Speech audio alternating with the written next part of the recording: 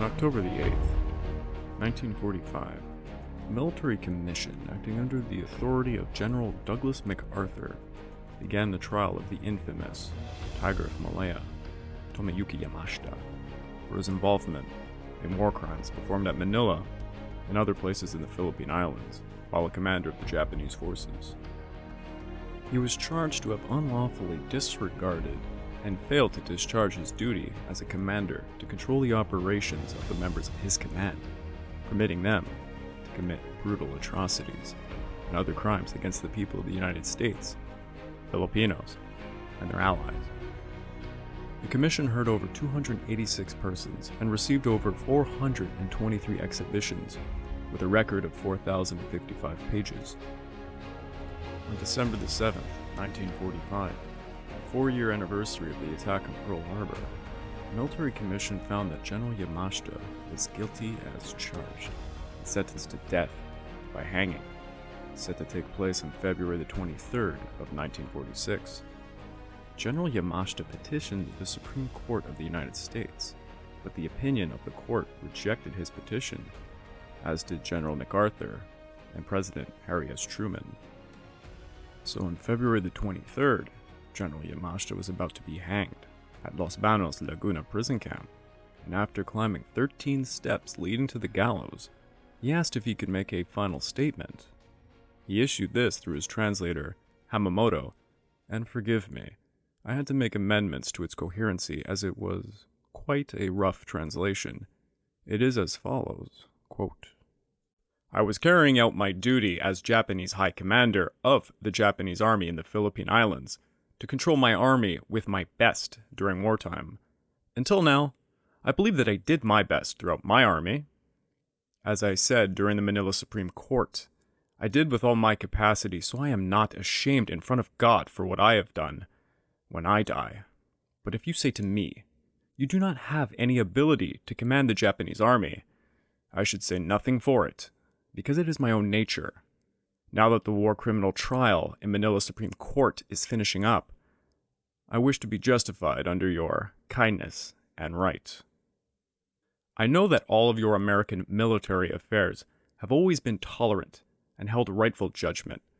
When I have been investigated in the Manila court, I have had a good treatment, kindful attitude from your good-natured officers who have all the time protected me. I will never forget what they have done for me, even if I have died. I don't blame my executioner. I'll pray to God, bless them. I will pray for the Emperor's long life and his prosperity forever.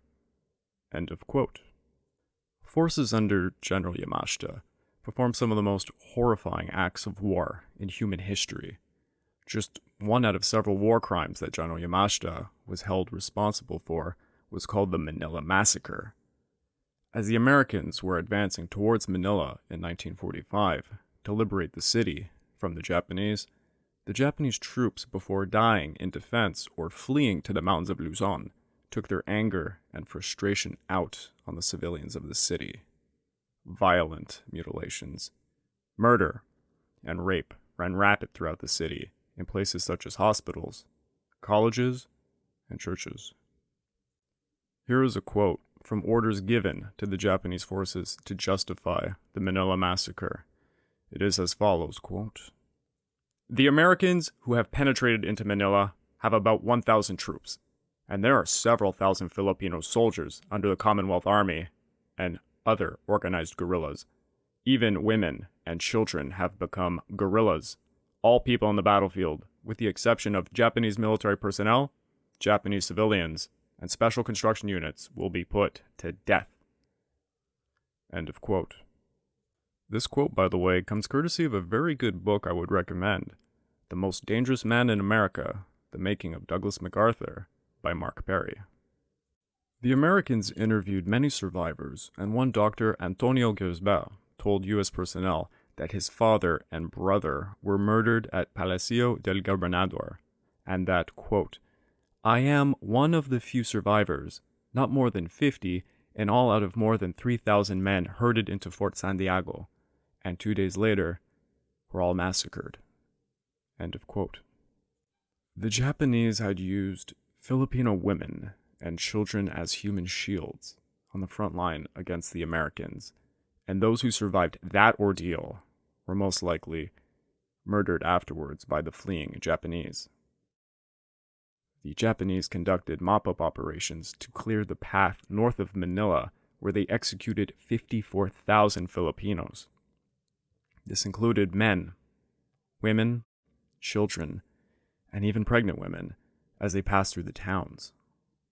The Bayview Hotel was designated a rape center, according to testimony presented at General Yamashita's trial. 400 women and girls were rounded up as young as 12 years old. They were taken to the hotel for Japanese officers to take turns raping them. The combined total of civilian deaths for the Battle of Manila was about 100,000, most of which were attributed to the massacres done by the Japanese forces. Some historians cite the civilian casualty rate to be as high as 500,000 as a result of the Manila massacre alone. How did this all happen? How can such horror be inflicted by one human onto another? Let me remind you right away, while the Japanese forces were responsible for probably the most heinous war crimes ever committed, the Americans got their chance to do many of their own. No one was clean. Clean is an interesting word, as the Pacific War has been called an ugly war, for good reason, as you can see from the accounts I have just given. Now, it goes without saying, this did not all start in 1945. Our adventure takes place way before this, and in order for me to really tell you that story, we need to first explain how we got here. Welcome to the Pacific War Podcast, week by week. Allow me to finally introduce myself. My name is Craig Watson. I will be your guide as we tell the story of the Pacific War, week to week, from Pearl Harbor until the surrender of Japan, or maybe perhaps until the very story I just gave you about the trial of General Yamashita. Yet before we can even talk about the start of the Pacific War, we need to tell you how it all came about, and for that, this will be part of a series of prelude episodes. I would also like to take the time to inform you that this podcast is only made possible because of the work done at Kings and Generals over at YouTube. Over there, you will find the same story, so to speak, but in a typical Kings and Generals fashion. Think of it this way. The week-by-week episode on the YouTube channel is the macro version of the event, while this podcast will be the micro. While Kings and Generals will be showing you maps with thousands of units leapfrogging island to island, this podcast is instead going to give you the individual stories of those poor souls on those very islands. A catchphrase has emerged after World War II in regards to the Pacific War. Many called it the war that will never make it into the books. That was because the horrific reality of what the Pacific War was a little too much for the average person to take. Think of it this way. In 2021, the Pacific War is kind of the war that will never make it into YouTube, because, as you all know, YouTube does not allow for all the gruesome details to unfold. While Kings and Generals' YouTube channel lists the casualties, here on the podcast, we are going to tell you what really happened to those people. It's going to be gruesome, folks. So saying that, please go over to YouTube to watch each episode week to week, where they will show you the events and extraordinary animated battles from their very gifted animators. Here on the podcast, like I just said, we will be giving you more of a theatrical look. This podcast will tell the events raw and uncut, with personal accounts from those who witnessed the events as they unfolded. We will expand on much more information to give you the most complete story of the Pacific War possibly ever. So please, subscribe to Kings and Generals over at YouTube and continue to help us produce this content by checking out www.patreon.com/kingsandgenerals. And hey, if you still find you need more of a Pacific War fix, hell, please subscribe to my channel, the Pacific War Channel, at YouTube. What a name, I know. At my channel, the focus has largely been 19th century Asia, so if you want a more in-depth look at things like, let's say, the Opium Wars, the Taiping Rebellion, or the First Sino-Japanese War, well, please subscribe to me. It would mean a lot to my very small channel. I'll stop shilling now.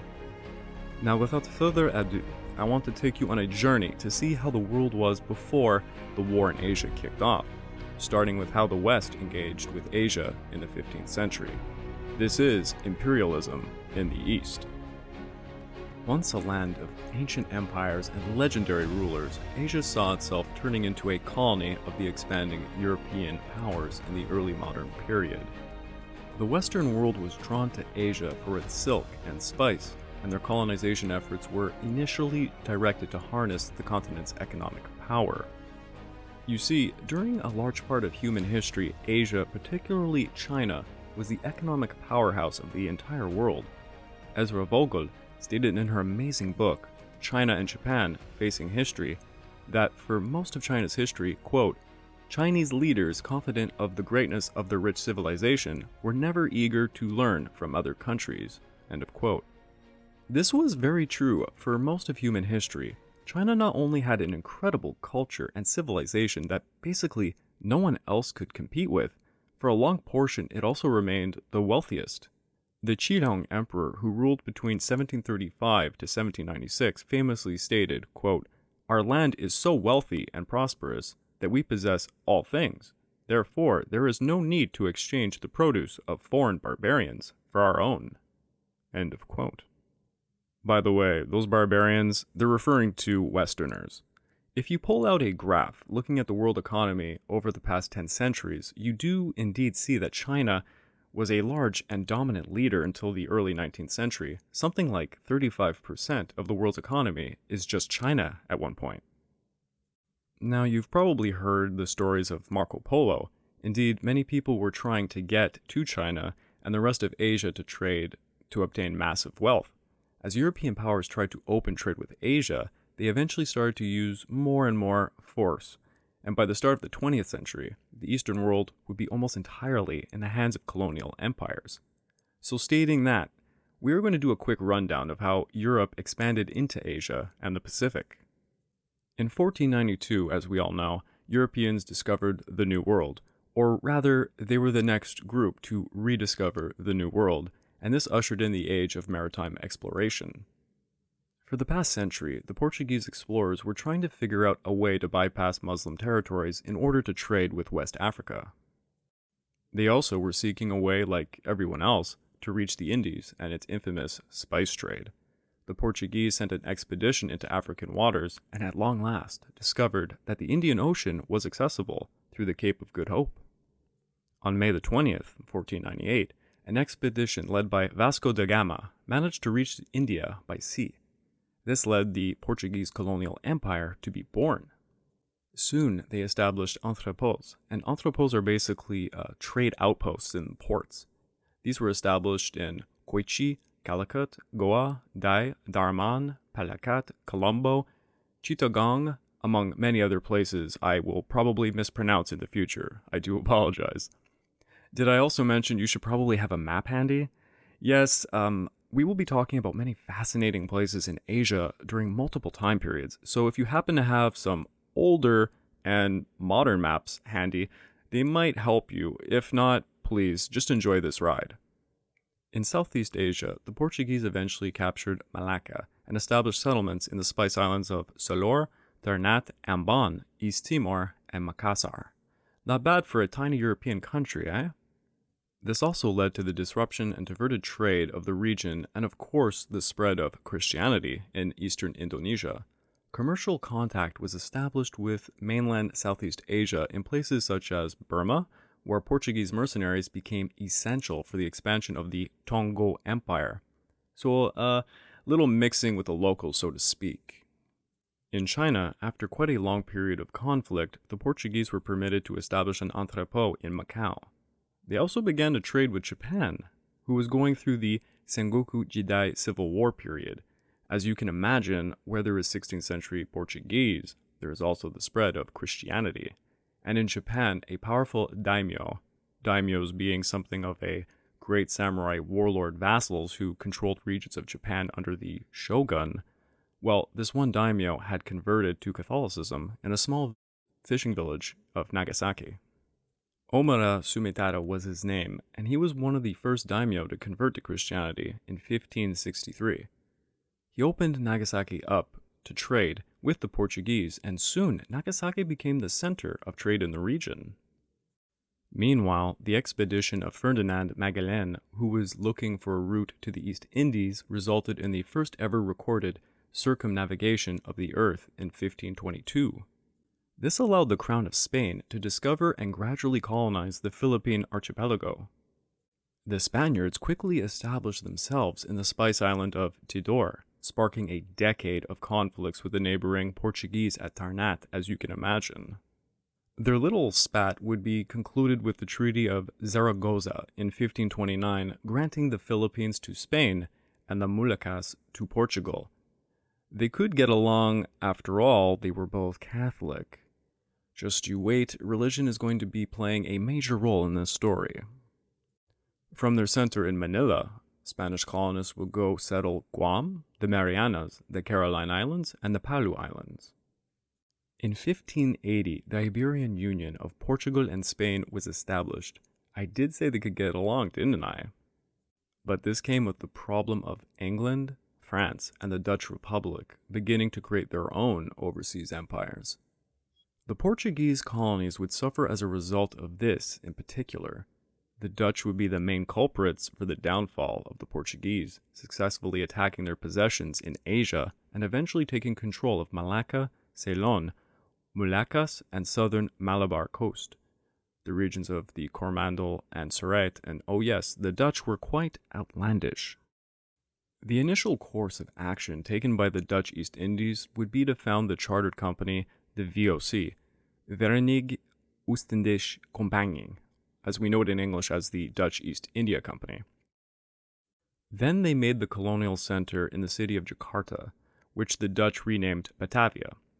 From there, the Dutch would continue to assault the commercial interest of the Portuguese, slowly expanding their control over Southeast Asia, leaving only East Timor and Macau in the hands of the Portuguese. Those poor Portuguese just kept getting bullied by the Dutch. They would also colonize the southern tip of the island of Formosa, modern-day Taiwan, as their headquarters for attacks against the Philippines. In response, the Spaniards established their own colony in the north of the island, although it was soon overtaken by the Dutch. The fate of Formosa would be finally decided when the Chinese warlord Koxinga invaded in 1661, managing to take control of the full island. Interesting guy, Koxinga, also known as Zheng Zhugong. He was a Ming loyalist who resisted the Qing conquest of China later in the 17th century. He took all the Ming loyalists he could find, he brought them to the island, and he tried to create an army to defeat the Manchus and reclaim the throne. It did not pan out, but quite a guy nonetheless. Ironically, the Taiwanese Aboriginal tribes, who initially helped the Dutch against the Chinese during a previous conflict called the Guo Huiri Rebellion of 1652, decided to turn against the Dutch and defected to Koxinga's Chinese forces when he invaded. They made a delightful time hunting and beheading the Dutch people, destroying Protestant schools and textbooks made for them by the Dutch. Anyways, Koxinga would eventually use the island as a military base for Ming loyalists after the Qing took over mainland China. Meanwhile, in Japan, the Tokugawa Shogunate started to show animosity towards the religious intentions of the Catholic Portuguese. The daimyo of Shimabara domain, Matsukura Katsue, was enforcing very unpopular policies, drastically raising taxes for the construction of the Shimabara Castle, and he violently prohibited Christianity. This led to an alliance of Ronin and Catholic peasants led by Amakusa Shiro to rebel against the Tokugawa Shogunate over Katsue's policies. They were suffering from overtaxation and particularly a bad famine, you see. Just to give you an idea, Marius Jensen's Making of Modern Japan states at this point in time there's an estimated 300,000 Christianized Japanese throughout Japan who were being hunted down, executed, or apostatized. A ton of samurai were cast out for being Christian, and that's why we see an alliance of Ronin and Catholic peasants here. In response, the Tokugawa Shogunate sent a force of 125,000 troops and even requested aid from the Dutch. They asked for gunpowder, cannons, and other war materials, which the Dutch were only too happy to provide, but they also went a step further. They joined in the conflict. You see, this was a time in history when Protestants and Catholics were like cats and dogs. They fought any time they had a chance to. When the Dutch heard the Japanese were suppressing Catholics, it intrigued their interest, so they sent a few ships to help. The rebellion ended up with a large siege at Hara Castle, where the Catholic rebels had taken refuge, and the Tokugawa forces alongside the Dutch ships began bombarding the castle with approximately 426 rounds in the space of 15 days. The rebels were literally pummeled. They even sent a letter to the Tokugawa Shogunate forces lamenting them for allowing the Dutch to help. It is as follows, quote, "Are there no longer courageous soldiers in the realm to do combat with us? And weren't they ashamed to have called the assistance of foreigners against such a small contingent?" End of quote.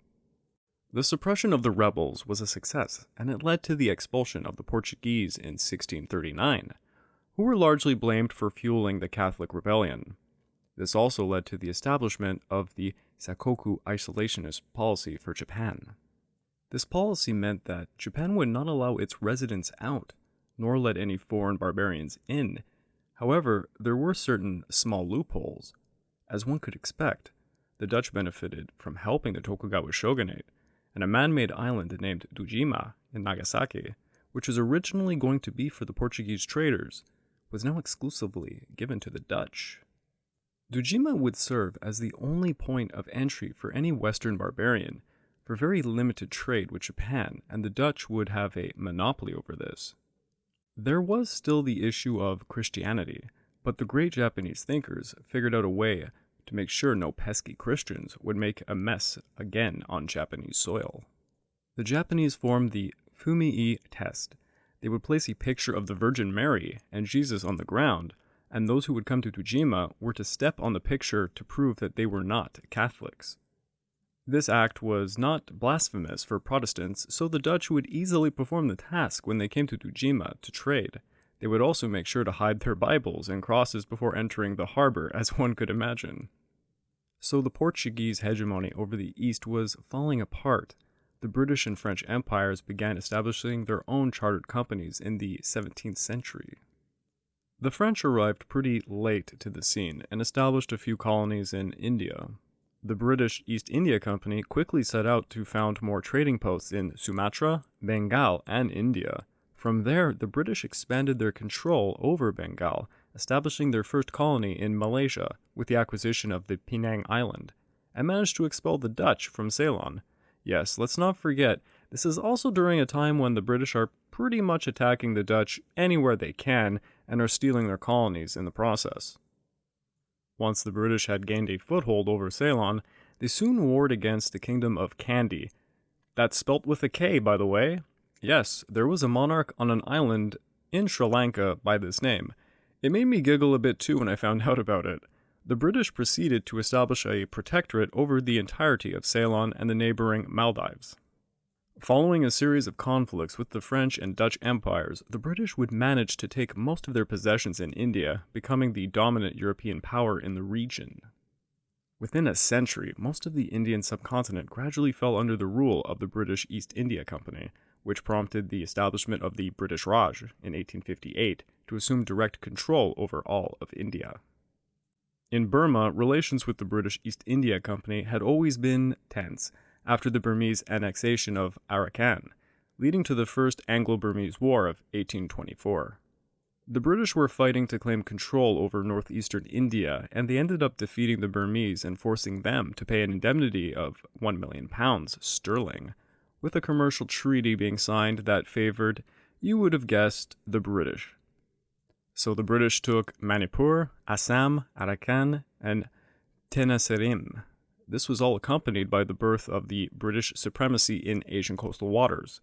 A second Anglo-Burmese War broke out in 1852, in which the British won again and annexed the province of Lower Burma, leaving the Burmese in a state of shambles. The Burmese would try for a third time to fight during the Third Anglo-Burmese War of 1885, and you guessed it, the British won again, leaving poor Burma to simply fall under the control of Britain.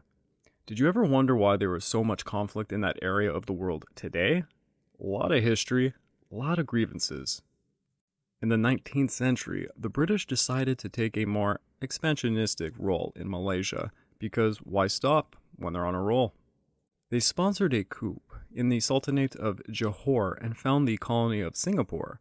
By the way, at this point, if you are wondering why I am listing all these places in Asia and who is grabbing them, note most of these places will become focal points of the Pacific War, and whom controlled them would often end up fighting for them. Anyways, the British eventually negotiated with the Dutch for the cession of Malacca and the remaining Dutch forts in India in exchange for all British possessions in Sumatra and the recognition of the Dutch rights to Indonesia. British Malaya would continue to grow across the century as the Strait settlements were established and the Malay sultanates were gradually annexed as protectorates. At the same time, the British established a protectorate over the Raj of Sarawak in the northwestern Borneo, and then established a colony in the Labuan Islands. I'd like to make a note of something here. The Dutch, for the most part, are losing their pieces of Asia, left, right, and center, but one place will fly the Dutch flag throughout most of the story, that being Dojima. A lot of people think the Sakoku period of Japan meant that Japan had no idea of what was going on in the world, but this is far from the truth. Japan was only allowing trade with the Dutch at Dojima specifically for the purpose of learning what was going on in the world around them. The trade was quite insignificant for the Japanese, you see. What they actually were doing was gathering news at an annual rate. Yet Japan kept its Sakoku policy going as long as it could because it was the Tokugawa's only way to maintain their control over most of Japan. You can't let any pesky daimyo trading with foreign barbarians and getting their hands on weapons to overthrow you now. Meanwhile, the French, yes, they still exist in Asia, they would be taking a great interest in the region of Indochina. After enjoying very good relations with Vietnam, which will turn very, very sour and feed into the Vietnam Wars of the 20th century, mind you, the French Empire would start to continually intervene in the country in the 19th century, culminating with an attack on Touraine and the founding of the colony of Cochinchina. In 1867, all of southern Vietnam fell under French control, and a protectorate over Cambodia was officially established. The French would also go on to establish protectorates over the islands of New Caledonia, Tahiti, Tuhata, Wallis, and Futuna. Initially, the Tahitians would offer strong resistance against the colonists, yet they would be subdued at last, and the French would go on to expand across modern-day French Polynesia. With the British, they would also establish an Anglo-French condominium over the New Hebrides, with one English side and the other French, because that would not spell conflict later on. The French and the British have always been good neighbors. Now we come to a major point in history known as the Opium Wars. You see, when Britain gained control over India, they also acquired one of the greatest places on earth for the cultivation of opium. Britain also had lost the Revolutionary War against the newly formed United States of America, alongside many skirmishes with France, and their war costs soon depleted their silver reserves. Meanwhile, Britain had spent so much time in delightful Asia that it became literally dependent on tea imports from China, and when I say dependent, I mean financially dependent and literally addicted. Yes, the good chaps of Britain were literally addicted to tea, and the only currency China exchanged for was silver. China, for a long amount of history, had a habit of hoarding silver and was the leading empire of silver globally.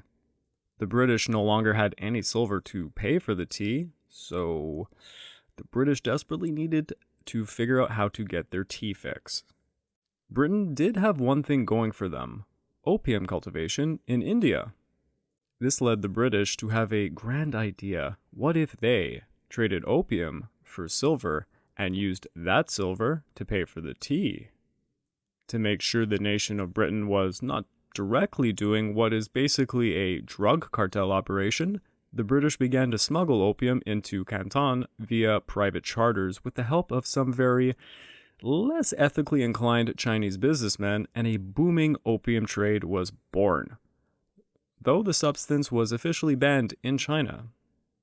As you can imagine, silver started to pour out of China to pay for the opium, at an exponential rate, freaking out the Daogong Emperor.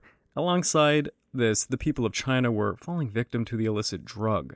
It was causing so much social upheaval, the Chinese and British ended up fighting 2 opium wars over the matter. The British won both wars, the second war with the help of France, would you believe it, and this began what is known in Chinese history as a century of humiliation. The consequences were horrific for China. They ceded Hong Kong Island to Britain and signed unfair treaties that persisted literally up to World War II. The Qing dynasty also saw massive backlash from the population, which erupted into countless rebellions, such as the Nian rebellions and the Taiping rebellion, which was the bloodiest war in history prior to World War I. Literally 30 to a possible 50 million people died in this civil war in China. You heard that right. It's one of the most horrific events in human history. Now, I'm really oversimplifying these 2 opium wars and the Taiping rebellion. Coincidentally, if you really want to learn more about these events in detail, well, you could check out my YouTube channel, The Pacific War Channel, where I have 3 episodes. They're about 45 minutes each, and I think I'm done shamelessly plugging them, but you can go look them up. They're the First Opium War, the Second Opium War, and the Taiping Rebellion. I do recommend the Taiping Rebellion. It's a very lesser-known event for the Western world, and it was quite exciting to write about, to say the least. Oh, and might I add, one book that I found unbelievably interesting for the Opium Wars was The Opium Wars, The Addiction of One Empire and Corruption of Another, by W. Haynes III and Frank Sanello. Anyways, the British and French actually helped quell the Taiping Rebellion as it hurt the opium trade, and eventually the Kowloon Peninsula was ceded to Britain to expand their region of Hong Kong. Now, as for the Russian Empire, which over the last centuries has been expanding across Central Asia and Siberia, it would also go on to annex the entire region of Outer Manchuria. In 1884, the French Empire would obtain control over northern Vietnam following their victory over China in another war, thus consolidating their colony in Indochina. But the success of the French also threatened the British position in the region because they are just such good neighbors. Did I mention I am from Quebec? So I know a thing or two about English-French relations. Les têtes carrées. Anyways, this prompted the French to declare war against the Burmese and then to annex the province of Upper Burma. This left the kingdom of Siam, present-day Thailand, entirely surrounded by European powers, and the Siamese would have to relinquish some territories on the frontiers to maintain their independence. Thus, the British received the Shan states and some possessions in Malaysia, while the French enlarged their Indochinese colony with the addition of modern-day Laos. You know, at this point, you were probably thinking, wow, these European powers just kick open the door and steal everything they can get away with, and yeah, that's it in a nutshell, honestly. In the 19th century, the Dutch also started to gradually expand their East Indies across maritime Southeast Asia, and by 1920, they had acquired the modern-day borders of Indonesia. Meanwhile, the British expanded into Brunei, North Borneo, and managed to colonize Fiji, Christmas Islands, the Coco Islands, the Pitcairn Islands, the Union Islands, the Southern Solomon Islands, the Gilbert Islands, and the Ellice Islands. By the 20th century, Great Britain also colonized the islands of Tonga, Niue, the Phoenix Islands, the southeastern side of the island of New Guinea. Yet the crown jewel of their oceanic empire would be the colonies of Australia and New Zealand, from where British controlled all their Pacific possessions. Yes, the place where they sent all their worst criminals to colonize. Those poor delinquents had nothing but lobster to eat as they built up those colonies. I feel so bad for them. Sorry, a little Canadian humor there. At the end of the century, the assassination of German Christian missionaries in Shandong province of China would spark another conflict with European powers, culminating with the scramble for concessions in 1898 that awarded the Germans with the lease over Jijiao Bay and Tianjin. The British got a lease over Weihai Wei and the new territories of Hong Kong, and the French got a lease over Guangzhouan. The Italians made demands for territory concessions in Zhejiang province of China, but the Qing dynasty simply refused them. There really has to be an embarrassing story underlying that one. What is quite fascinating is all of this carving up of China led to the Boxer Rebellion of 1900, in which the very rightfully angry people of China tried to repel the foreigners and Christianity for that matter, and the Qing government eventually joined them. The infamous Dowager Empress Yi made some incredible quotes during this time, by the way. One I really like was in response to two sides of the Qing court arguing if they should join the Boxers' suicidal cause against the Western powers, or if they should concede to the Western powers, after already doing so countless times. As you could imagine, the reality of these choices were quite grave. On one hand, if you threw your hat in with the Boxers, you were most likely going to be beaten by the Western powers. On the other hand, if you concede to them, the population of China, who already does not like your Manchu ruling class dynasty, well, they might just rebel for the 100th time to get rid of you. Empress Dowager Ji stated this, quote, "Now that they, the Western powers, have started the aggression and the extinction of our nation is imminent, if we just fold our arms and yield to them, I would have no face to see our ancestors after death. If we must perish, why don't we fight to the death?" End of quote. Well, 8 European nations all came together to fight the Qing forces and the Boxers, eventually defeating them and humiliating China further, forcing indemnity payments that would go on until World War II. Yes, the term "a century of humiliation" for China has a long and painful history behind it, and please keep that in mind when we are thinking about what happened to China right after World War II. Now, the recently established German Empire colonized the northeastern part of New Guinea, the Bismarck Archipelago, the northern Solomon Islands, western Samoa, and Nauru. Finally, the entrance of the United States into the Pacific, the last main foreign player in the region, would coincide with the downfall of the Spanish Empire. In 1898, the same year that the U.S. annexed Hawaii, American intervention in Cuba led to the ultimate conquest of the Philippines and Guam in the Pacific. Weakened from their defeat against the United States, the Spaniards could no longer protect their Pacific possessions, including the Marianas, Carolines, and the Palau Islands, so in 1889, they sold these territories to the German Empire for a significant sum of gold marks, ending the Spanish presence in the region. The start of the next century would see an increasing American interest in the Pacific, with the colonization of Wake Island, the Midway Atoll, and Johnston Atoll, eastern Samoa, and the Hull Land and Baker Islands, thus completing the colonization of Oceania. As you can see, most of Southeast Asia and Oceania were left in the hands of Western powers by the turn of the 20th century. Sheesh, I know it must have been difficult to listen to me ramble about such a lengthy part of history and so many territories that were cut up and given to others. Yet it's very important to know this information because with such actions in Asia comes repercussions. Maybe not immediately, but as you let this stuff boil over time, you end up with major conflict.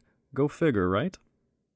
Now you might be thinking to yourself, okay, so all these Western powers took these places in Asia. How did this unfold into what we know as the Pacific War? Well, for that, we're going to need another prelude episode. Sorry about that. I know all of you are wanting to start hearing about the great naval battles and island hopping of the Pacific War, but we really need to cover some of this really crucial information first. Thus, in the next episode, we are going to cover the fascinating history behind the opening of Japan from its Sakoku isolationist days into the militaristic Japanese empire we will see emerge in the 20th century.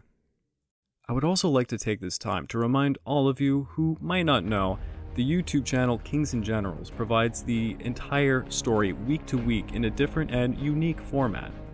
Whereas here you will get more of a uncut, theatrical, and more expensive version of the events, over on the YouTube channel you can watch the events unfold in fantastic battle animations, condensed for your viewing pleasures. So please, subscribe to Kings and Generals over on YouTube and continue to help us produce this content by checking out www.patreon.com/kingsandgenerals. Hell, for myself, I also happen to be a small YouTuber. Nothing in comparison to Kings and Generals, but my channel can be found at the Pacific War Channel on YouTube. There I have a lot of content covering Asia in the 19th century, such as the Opium Wars, the Taiping Rebellion, and all the major events that led up to the Pacific War. And it is a little bit ironic given the name of the channel, I guess. So, show me some love by subscribing to the Pacific War channel on YouTube. I would greatly appreciate it. So, let me leave you with this, that being what to expect from this podcast series. We plan to tell you the events, but really in depth, like from the very eyes of the soldiers who were there. Here on this podcast, you are going to hear about the brutal hardship up close and personal. We are also going to expand much more on the events and give you backstories, tell you about the people who really made this happen. We will be covering the entire Pacific War of 1941 to 1945 week to week. That means a ton of different intertwined battles over many regions of Asia and the Pacific. If you enjoy the raw and uncensored version of war, well, this is the right place for it, because when we get to the island warfare in particular, things are gonna get really messy. Just ask General Tomoyuki Yamashita. So please join us next time for episode 0.2, the Meiji Restoration of Japan.